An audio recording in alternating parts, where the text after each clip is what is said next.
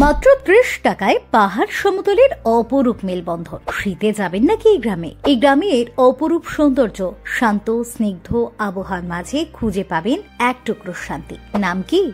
কোথায় রয়েছে এই গ্রাম?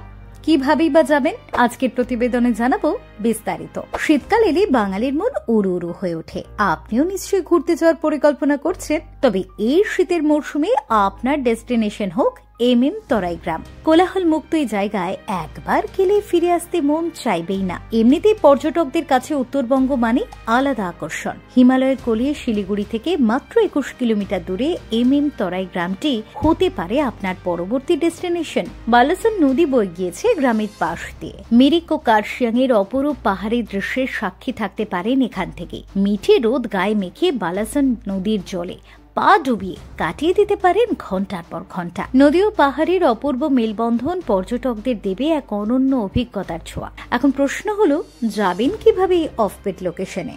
তরাই গ্রামটি শিলিগুড়ি থেকে মাত্র ২১ কিলোমিটার দূরে। শিলিগুড়ি থেকে বাসে ৩০ টাকা ভাড়ায় বাগডোগরা পানিঘাটা মোড়।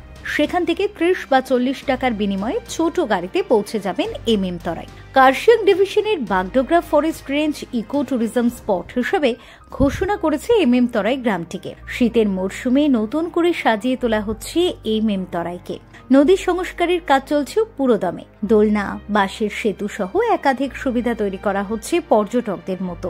এই গ্রাম থেকে ঘুরে দেখতে পারেন পানিঘাটা, দুধিয়া ব্রিজ এবং মিরিক। তাহলে কি ভাবছেন এই শীতের মরশুমে ঘুরতে যাবেন নাকি অফবিট এই গ্রামে? কমেন্ট বক্সে জানাতে ভুলবেন না।